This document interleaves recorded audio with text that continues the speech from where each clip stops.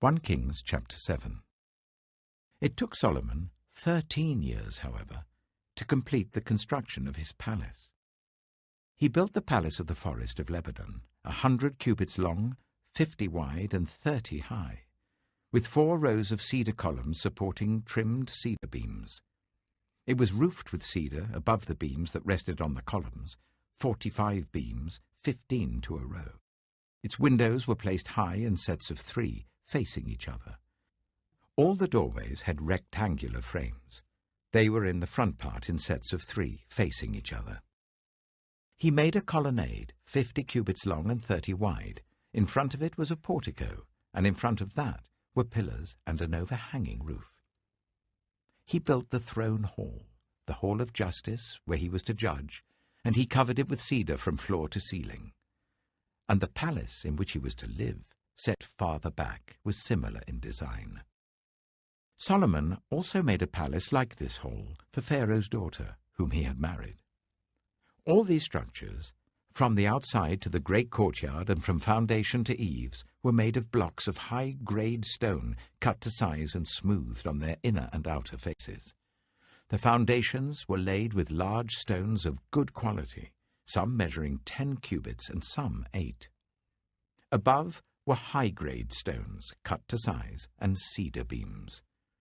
The great courtyard was surrounded by a wall of 3 courses of dressed stone and 1 course of trimmed cedar beams, as was the inner courtyard of the temple of the Lord with its portico.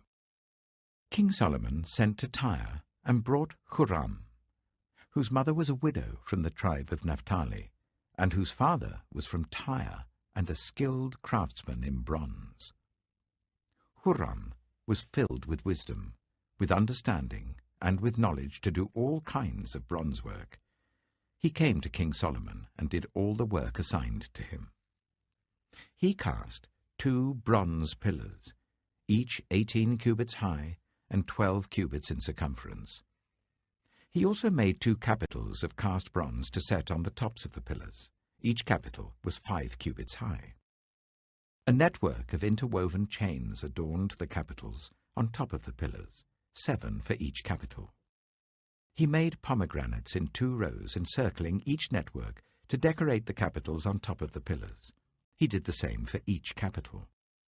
The capitals on top of the pillars in the portico were in the shape of lilies, 4 cubits high. On the capitals of both pillars, above the bowl-shaped part next to the network, were the 200 pomegranates in rows all round. He erected the pillars at the portico of the temple. The pillar to the south he named Jachin, and the one to the north Boaz. The capitals on top were in the shape of lilies, and so the work on the pillars was completed. He made the sea of cast metal, circular in shape, measuring 10 cubits from rim to rim and 5 cubits high. It took a line of 30 cubits to measure round it. Below the rim, gourds encircled it, 10 to a cubit. The gourds were cast in 2 rows, in one piece with the sea. The sea stood on 12 bulls, 3 facing north, 3 facing west, 3 facing south, and 3 facing east. The sea rested on top of them, and their hindquarters were towards the center. It was a handbreadth in thickness, and its rim was like the rim of a cup, like a lily blossom. It held 2,000 baths. He also made 10 movable stands of bronze. Each was 4 cubits long, 4 wide, and 3 high. This is how the stands were made. They had side panels attached to uprights. On the panels between the uprights were lions, bulls, and cherubim, and on the uprights as well. Above and below the lions and bulls were wreaths of hammered work. Each stand had 4 bronze wheels with bronze axles, and each had a basin resting on 4 supports cast with wreaths on each side. On the inside of the stand there was an opening that had a circular frame 1 cubit deep. This opening was round, and with its basework it measured 1.5 cubits. Around its opening there was engraving. The panels of the stands were square, not round. The 4 wheels were under the panels, and the axles of the wheels were attached to the stand. The diameter of each wheel was 1.5 cubits. The wheels were made like chariot wheels. The axles, rims, spokes, and hubs were all of cast metal. Each stand had 4 handles, one on each corner projecting from the stand. At the top of the stand there was a circular band 1/2 cubit deep. The supports and panels were attached to the top of the stand. He engraved cherubim, lions, and palm trees on the surfaces of the supports and on the panels in every available space, with wreaths all round. This is the way he made the 10 stands. They were all cast in the same moulds and were identical in size and shape. He then made 10 bronze basins, each holding 40 baths and measuring 4 cubits across, 1 basin to go on each of the 10 stands. He placed 5 of the stands on the south side of the temple and 5 on the north. He placed the sea on the south side, at the southeast corner of the temple. He also made the pots and shovels and sprinkling bowls. So Huram finished all the work he had undertaken for King Solomon in the temple of the Lord. The 2 pillars, the 2 bowl-shaped capitals on top of the pillars, the 2 sets of network decorating the 2 bowl-shaped capitals on top of the pillars, the 400 pomegranates for the 2 sets of network, 2 rows of pomegranates for each network decorating the bowl-shaped capitals on top of the pillars, the 10 stands with their 10 basins, the sea and the 12 bulls under it, the pots, shovels, and sprinkling bowls. All these objects that Huram made for King Solomon for the temple of the Lord were of burnished bronze. The king had them cast in clay moulds in the plain of the Jordan between Succoth and Zarethan. Solomon left all these things unweighed, because there were so many. The weight of the bronze was not determined. Solomon also made all the furnishings that were in the Lord's temple: the golden altar, the golden table on which was the bread of the presence, the lampstands of pure gold, 5 on the right and 5 on the left, in front of the inner sanctuary, the gold floral work and lamps and tongs, the pure gold dishes, wick trimmers, sprinkling bowls, dishes and censers, and the gold sockets for the doors of the innermost room, the most holy place, and also for the doors of the main hall of the temple. When all the work King Solomon had done for the temple of the Lord was finished, he brought in the things his father David had dedicated, the silver and gold and the furnishings, and he placed them in the treasuries of the Lord's temple. 1 Kings chapter 8.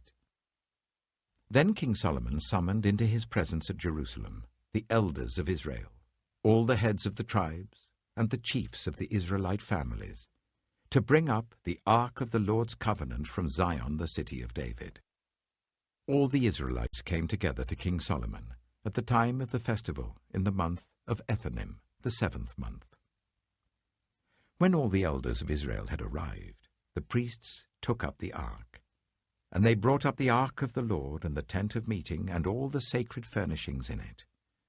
The priests and Levites carried them up, and King Solomon and the entire assembly of Israel that had gathered about him were before the ark, sacrificing so many sheep and cattle that they could not be recorded or counted. The priests then brought the ark of the Lord's covenant to its place in the inner sanctuary of the temple, the most holy place, and put it beneath the wings of the cherubim. The cherubim spread their wings over the place of the ark and overshadowed the ark and its carrying poles. These poles were so long that their ends could be seen from the holy place in front of the inner sanctuary, but not from outside the holy place, and they are still there today. There was nothing in the ark except the 2 stone tablets that Moses had placed in it at Horeb, where the Lord made a covenant with the Israelites after they came out of Egypt. When the priests withdrew from the holy place, the cloud filled the temple of the Lord, and the priests could not perform their service because of the cloud, for the glory of the Lord filled his temple. Then Solomon said, "The Lord has said that he would dwell in a dark cloud. I have indeed built a magnificent temple for you, a place for you to dwell forever." While the whole assembly of Israel was standing there, the king turned round and blessed them. Then he said, "Praise be to the Lord, the God of Israel, who with his own hand has fulfilled what he promised with his own mouth to my father David. For he said, 'Since the day I brought my people Israel out of Egypt, I have not chosen a city in any tribe of Israel to have a temple built, so that my name might be there. But I have chosen David to rule my people Israel.' My father David had it in his heart to build a temple for the name of the Lord, the God of Israel.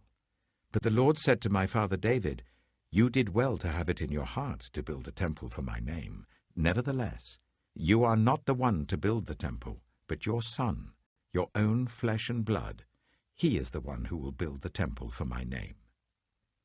The Lord has kept the promise he made. I have succeeded David my father, and now I sit on the throne of Israel, just as the Lord promised, and I have built the temple for the name of the Lord, the God of Israel. I have provided a place there for the ark, in which is the covenant of the Lord that he made with our ancestors when he brought them out of Egypt." Then Solomon stood before the altar of the Lord in front of the whole assembly of Israel, spread out his hands towards heaven, and said, "Lord, the God of Israel, there is no God like you in heaven above or on earth below. You who keep your covenant of love with your servants, who continue wholeheartedly in your way. You have kept your promise to your servant David my father. With your mouth you have promised, and with your hand you have fulfilled it, as it is today. Now, Lord, the God of Israel, keep for your servant David my father the promises you made to him when you said, 'You shall never fail to have a successor to sit before me on the throne of Israel, if only your descendants are careful in all they do to walk before me faithfully as you have done.' And now, God of Israel, let your word that you promised your servant David my father come true." But will God really dwell on earth?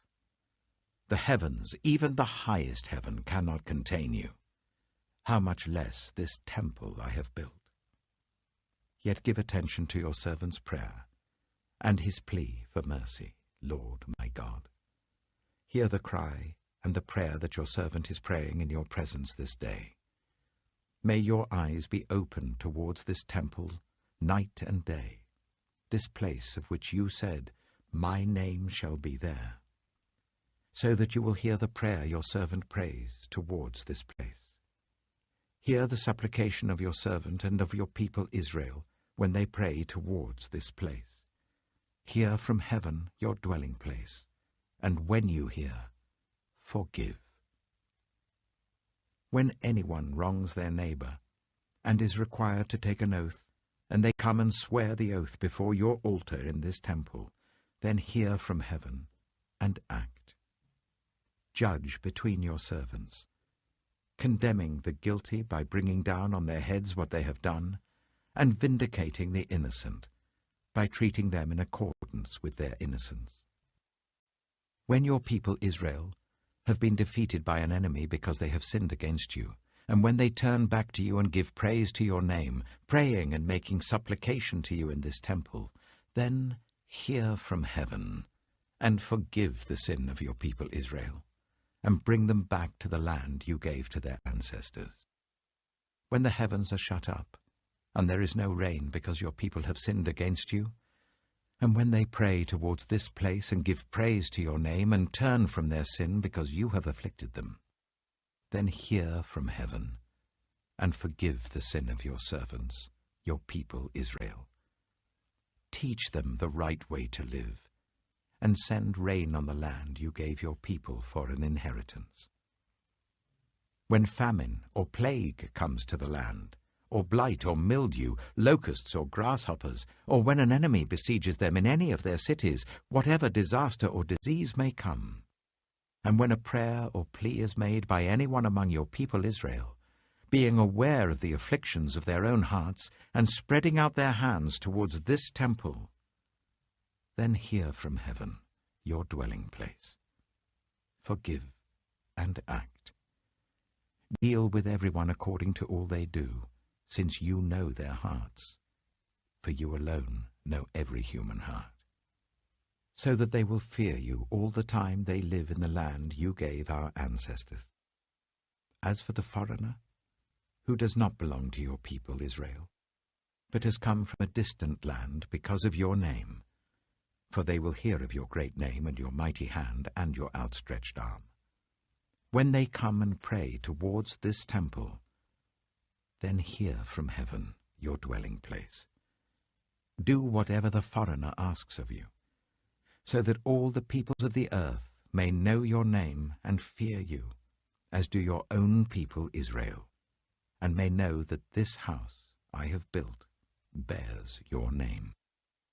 When your people go to war against their enemies, wherever you send them, and when they pray to the Lord towards the city you have chosen and the temple I have built for your name, then hear from heaven their prayer and their plea, and uphold their cause. When they sin against you, for there is no one who does not sin, and you become angry with them and give them over to their enemies, who take them captive to their own lands, far away or near. And if they have a change of heart in the land where they are held captive, and repent, and plead with you in the land of their captors, and say, We have sinned, we have done wrong, we have acted wickedly. And if they turn back to you with all their heart and soul in the land of their enemies who took them captive, and pray to you towards the land you gave their ancestors, towards the city you have chosen, and the temple I have built for your name, then from heaven, your dwelling place, hear their prayer and their plea, and uphold their cause. And forgive your people who have sinned against you. Forgive all the offenses they have committed against you, and cause their captors to show them mercy. For they are your people and your inheritance, whom you brought out of Egypt, out of that iron smelting furnace. May your eyes be open to your servant's plea, and to the plea of your people Israel, and may you listen to them whenever they cry out to you. For you singled them out from all the nations of the world to be your own inheritance, just as you declared through your servant Moses, when you, sovereign Lord, brought our ancestors out of Egypt. When Solomon had finished all these prayers and supplications to the Lord, he rose from before the altar of the Lord, where he had been kneeling, with his hands spread out towards heaven. He stood and blessed the whole assembly of Israel in a loud voice, saying, Praise be to the Lord, who has given rest to his people Israel, just as he promised. Not one word has failed of all the good promises he gave through his servant Moses. May the Lord our God be with us as he was with our ancestors. May he never leave us nor forsake us. May he turn our hearts to him, to walk in obedience to him and keep the commands, decrees, and laws he gave our ancestors. And may these words of mine, which I have prayed before the Lord, be near to the Lord our God day and night, that he may uphold the cause of his servant and the cause of his people Israel, according to each day's need, so that all the peoples of the earth may know that the Lord is God and that there is no other. And may your hearts be fully committed to the Lord our God, to live by his decrees and obey his commands, as at this time. Then the king and all Israel with him offered sacrifices before the Lord. Solomon offered a sacrifice of fellowship offerings to the Lord, 22,000 cattle and 120,000 sheep and goats. So the king and all the Israelites dedicated the temple of the Lord. On that same day, the king consecrated the middle part of the courtyard in front of the temple of the Lord, and there he offered burnt offerings, grain offerings, and the fat of the fellowship offerings, because the bronze altar that stood before the Lord was too small to hold the burnt offerings, the grain offerings, and the fat of the fellowship offerings. So Solomon observed the festival at that time, and all Israel with him. A vast assembly, people from Lebo-Hamath to the Wadi of Egypt, They celebrated it before the Lord our God for 7 days, and 7 days more, 14 days in all. On the following day he sent the people away. They blessed the king and then went home, joyful and glad in heart, for all the good things the Lord had done for his servant David and his people Israel. 1 Kings chapter 9. When Solomon had finished building the temple of the Lord and the royal palace, and had achieved all he had desired to do, the Lord appeared to him a second time, as he had appeared to him at Gibeon. The Lord said to him, I have heard the prayer and plea you have made before me. I have consecrated this temple which you have built, by putting my name there forever. My eyes and my heart will always be there. As for you, if you walk before me faithfully, with integrity of heart and uprightness, as David your father did, and do all I command and observe my decrees and laws, I will establish your royal throne over Israel forever, as I promised David your father when I said, You shall never fail to have a successor on the throne of Israel. But if you or your descendants turn away from me, and do not observe the commands and decrees I have given you, and go off to serve other gods and worship them, then I will cut off Israel from the land I have given them, and will reject this temple I have consecrated for my name. Israel will then become a byword and an object of ridicule among all peoples. This temple will become a heap of rubble. All who pass by will be appalled and will scoff and say, Why has the Lord done such a thing to this land and to this temple? People will answer, Because they have forsaken the Lord their God, who brought their ancestors out of Egypt, and have embraced other gods, worshipping and serving them. That is why the Lord brought all this disaster on them. At the end of 20 years, during which Solomon built these 2 buildings, the temple of the Lord and the royal palace, King Solomon gave 20 towns in Galilee to Hiram, king of Tyre, because Hiram had supplied him with all the cedar and juniper and gold he wanted. But when Hiram went from Tyre to see the towns that Solomon had given him, he was not pleased with them. What kind of towns are these you have given me, my brother? He asked. And he called them the land of Kabul, a name they have to this day. Now Hiram had sent to the king 120 talents of gold. Here is the account of the forced labor King Solomon conscripted to build the Lord's temple, his own palace, the terraces, the wall of Jerusalem, and Hazor, Megiddo, and Giza. Pharaoh, king of Egypt, had attacked and captured Giza. He had set it on fire. He killed its Canaanite inhabitants, and then gave it as a wedding gift to his daughter, Solomon's wife. And Solomon rebuilt Giza. He built up Lower Beth-horon, Baalath and Tadmor in the desert, within his land, as well as all his store cities and the towns for his chariots and for his horses, whatever he desired to build in Jerusalem, in Lebanon, and throughout all the territory he ruled. There were still people left from the Amorites, Hittites, Perizzites, Hivites, and Jebusites. These people were not Israelites. Solomon conscripted the descendants of all these people remaining in the land, whom the Israelites could not exterminate, to serve as slave labor, as it is to this day. But Solomon did not make slaves of any of the Israelites. They were his fighting men, his government officials, his officers, his captains, and the commanders of his chariots and charioteers. They were also the chief officials in charge of Solomon's projects, 550 officials supervising those who did the work. After Pharaoh's daughter had come up from the city of David to the palace Solomon had built for her, he constructed the terraces. 3 times a year Solomon sacrificed burnt offerings and fellowship offerings on the altar he had built for the Lord, burning incense before the Lord along with them, and so fulfilled the temple obligations. King Solomon also built ships at Ezion-Geber, which is near Elath in Edom, on the shore of the Red Sea. And Hiram sent his men, sailors who knew the sea, to serve in the fleet with Solomon's men. They sailed to Ophir and brought back 420 talents of gold, which they delivered to King Solomon. John chapter 16. All this I have told you, so that you will not fall away. They will put you out of the synagogue. In fact, the time is coming when anyone who kills you will think they are offering a service to God. They will do such things because they have not known the Father or me. I have told you this, so that when their time comes you will remember that I warned you about them.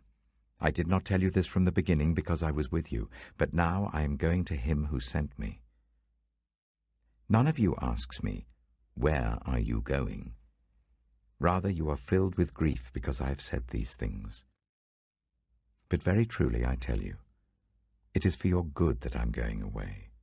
Unless I go away, the Advocate will not come to you. But if I go, I will send him to you. When he comes, he will prove the world to be in the wrong about sin and righteousness and judgment. About sin, because people do not believe in me.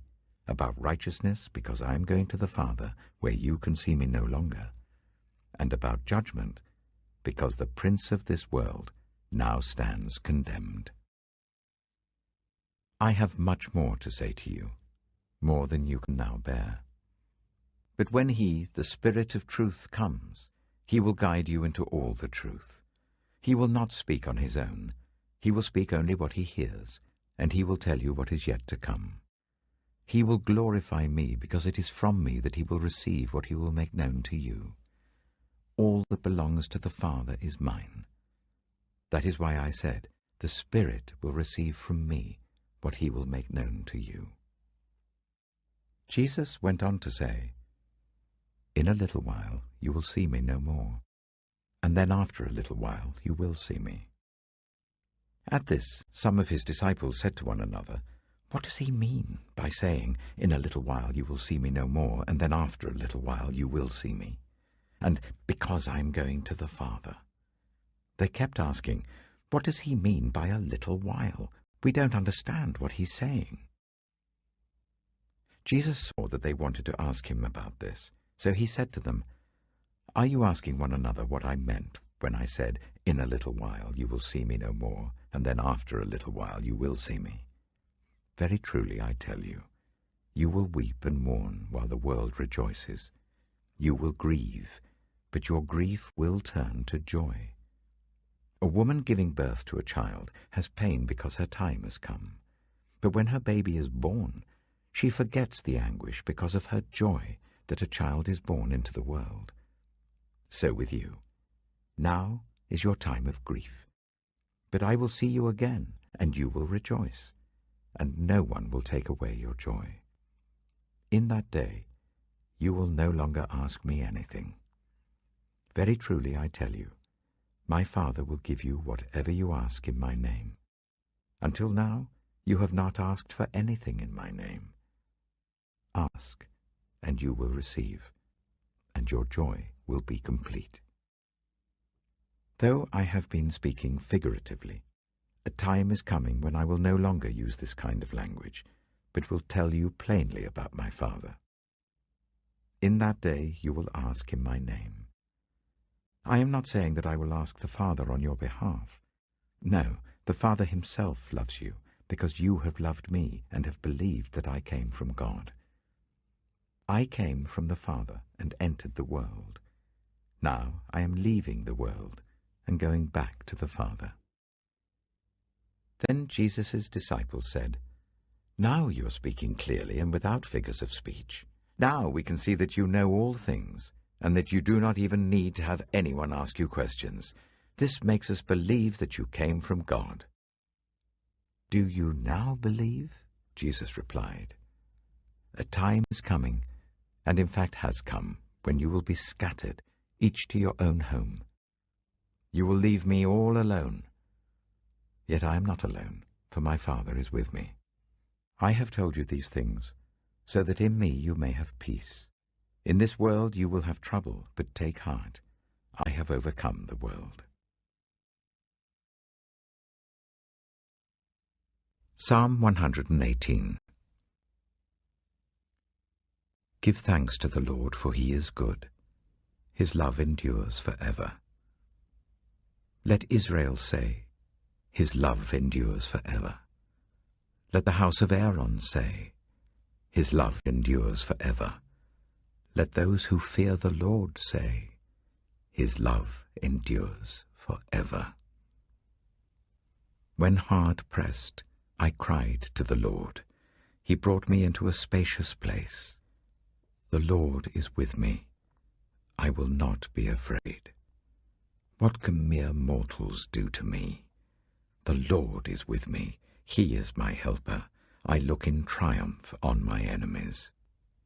It is better to take refuge in the Lord than to trust in humans. It is better to take refuge in the Lord than to trust in princes. All the nations surrounded me, but in the name of the Lord I cut them down. They surrounded me on every side, but in the name of the Lord I cut them down. They swarmed around me like bees, but they were consumed as quickly as burning thorns. In the name of the Lord I cut them down. I was pushed back and about to fall, but the Lord helped me. The Lord is my strength and my defense. He has become my salvation. Shouts of joy and victory resound in the tents of the righteous. The Lord's right hand has done mighty things. The Lord's right hand is lifted high. The Lord's right hand has done mighty things. I will not die, but live, and will proclaim what the Lord has done. The Lord has chastened me severely, but he has not given me over to death. Open for me the gates of the righteous. I will enter and give thanks to the Lord. This is the gate of the Lord, through which the righteous may enter. I will give you thanks, for you answered me. You have become my salvation. The stone the builders rejected has become the cornerstone. The Lord has done this, and it is marvelous in our eyes. The Lord has done it this very day. Let us rejoice today and be glad. Lord, save us. Lord, grant us success. Blessed is he who comes in the name of the Lord. From the house of the Lord we bless you. The Lord is God, and he has made his light shine on us. With boughs in hand, join in the festal procession up to the horns of the altar. You are my God, and I will praise you. You are my God, and I will exalt you. Give thanks to the Lord, for he is good, and his love endures forever. Proverbs chapter 25. These are more proverbs of Solomon, compiled by the men of Hezekiah, king of Judah. It is the glory of God to conceal a matter. To search out a matter is the glory of kings. As the heavens are high and the earth is deep, so the hearts of kings are unsearchable. Remove the dross from the silver, and a silversmith can produce a vessel. Remove wicked officials from the king's presence, and his throne will be established through righteousness.